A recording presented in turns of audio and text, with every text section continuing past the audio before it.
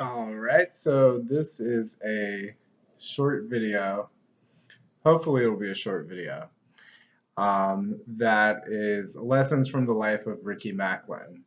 This is the blog adaptation of the presentation that I gave in February of 2016 as my Black History Month lecture, from sharecropper to business owner and national labor spokesman, the incredible journey of Ricky Maclin. I've included it as well in my March, April, May 2016 internet media series on poverty and class consciousness. It's kind of a nice transitional topic because Ricky Maclin was, of course, an African American labor activist. So just a few things. This video is meant to be taken in concert with the greater blog post that includes a bunch of other videos that I used in the presentation. So ideally one would have gone through all of those other videos and then get to this one last. But I'm going to put it on YouTube and I'm going to have it listed publicly as well. So you may be arriving at this video from another direction as opposed to through the blog post, in which case I will link directly to the blog post in the description of the YouTube video, so you can get to it that way. But I'm just going to do this video on the assumption that the average viewer will have at least looked at some of the other videos from the blog post and the little introduction, the written introduction to the blog post as well. So there's some lessons that I think that we can take from the life of Ricky Maclin. Most notably, I want to talk about the notion of articulateness and privilege and what goes into our notions of what a worthwhile message are. I think for someone like me who is well educated and articulated, usually articulate, sometimes I say things like articulated instead of articulate. But for someone like me who's generally fairly well researched in the things that I say, and I come off as an educated person generally, it's easy to stand up and to say what I mean and to assert my opinions publicly. Some people, I think, maybe have are a little more trigger shy about that because they fear that their words will not be received or that they cannot bring the power of respectable speech to their message. But I think someone like Ricky Maclin really explodes that because I find him to be incredibly articulate, despite the fact that he wasn't very well educated, and his messages. I mean, there are even some instances where from the educated perspective, you think, oh well, that's not exactly the right word for that moment or whatever. I'm also like an English tutor, so I'm really tuned into those sorts of things. But the point of the communication is that you get your message across. And Ricky Maclin very certainly always got his message across. And so I just want to take a look at a couple of examples of what I'm talking about when I say that Ricky Maclin's speech was incredibly powerful. One excerpt from one of the videos, Ricky points to the Republic Windows and Doors sign in reference to the sit-ins of 2008. And he says, because like you see, Republic windows and doors.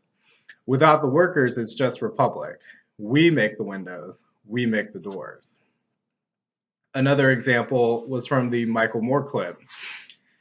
He says, we understand that perhaps some bad business deals were made. But guess what? We don't make business deals. We make windows and doors. Why should we be punished? And something as simple as that, I mean, he just is speaking very directly, very much from the hip, and just really giving his testimony. He's talking directly from his experience, but he's also speaking to such complex layers of analysis in terms of saying what needs to be said, both verbally and directly, and what he chooses not to say. So what he's saying is that we understand that perhaps some bad business deals were made. He's saying, well, that's the story that they're giving us, right? But we know that there's something else at work here. And he's also just talking about the gross disparity of these people who are supposedly making these bad business deals are not the ones who are going to be suffering. These are not the people who are not going to get paid. These are not the people who are going to lose their jobs. We are the substance of the company. We are the ones who are making the windows and doors and the means of trade that bring in the income. And yet we're the ones who are ultimately getting the shaft, losing our jobs, and not even being honored until we demand to be honored with what we are contractually obligated to receive in terms of their vacation pay, in terms of their 60 days notice before closing, all those sorts of things. Another thing that he said in the interview, the short documentary, 4 Days in Chicago, if I wanted to go skiing in the Alps, that should be a dream. Getting up, going to work in the morning, putting my kids through school, being able to drive to work, to come home and eat in my house, that should not be a dream. To go to the doctor when I'm sick, that should not be a dream, you know? Again, he's saying everything that needs to be said. He's speaking directly to what's going on in terms of structural poverty and working poverty and wage slavery in this country. He's saying, I'm a person who is getting up and going to work every day. Why can't I have these simple things? What is going on here in America today that makes it to where I cannot have these basic things that are supposed to go along with a middle class working lifestyle? So I think that we really need to interrogate this idea of who speaks, and to whom we listen, and more importantly, who has the courage to speak, because that's really what it boils down to for someone like Ricky Maclin, in my opinion.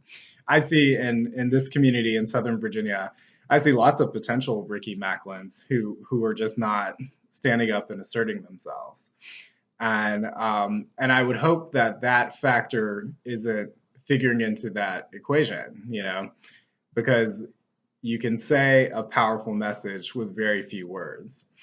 And I am a writer and a poet and a performer. And from all those different perspectives, I can say that very few people that I've encountered have had the potency and the power of language that Ricky Maclin had. There's also, from the performance perspective, he also delivers just the right amount of emotion. So, there's maybe this cultural dissemblance factor where he's not wanting to come off as just an unreasonably angry black man. But he also says what he means as he means it. He does bring his emotion to the message. And he brings his facial expression to the message as well. And so you can tell that this is a serious message coming from someone who is seriously suffering and means to convey something directly as a man, as someone who completely from a felt place it aims to represent his truth.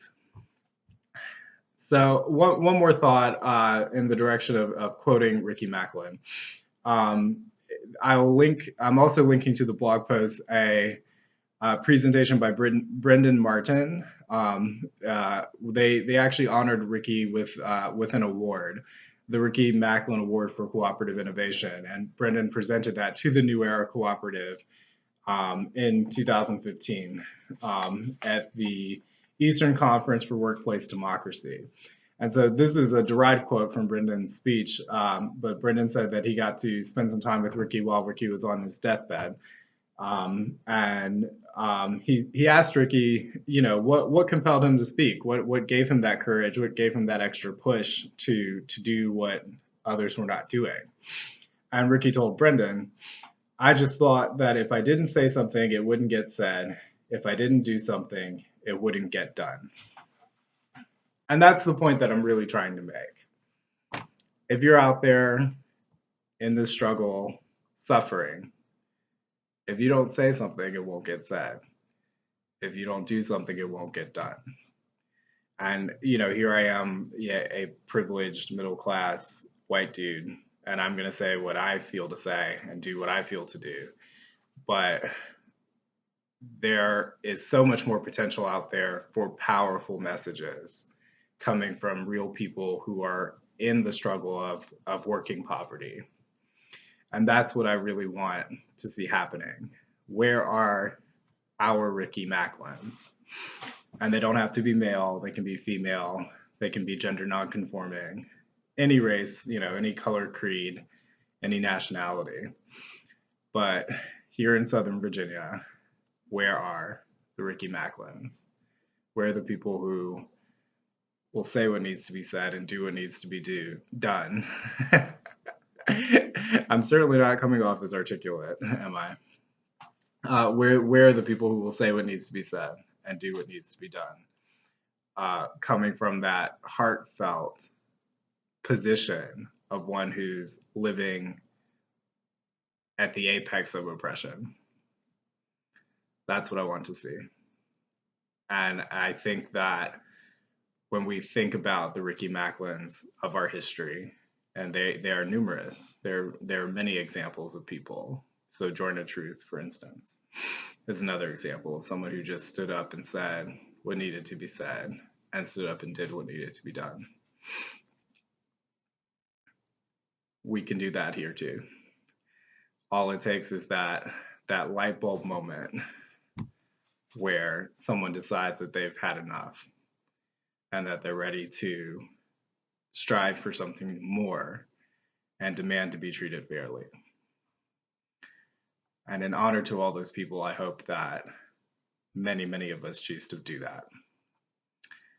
Thank you. Be well, be prosperous, be all that you can be. Take care.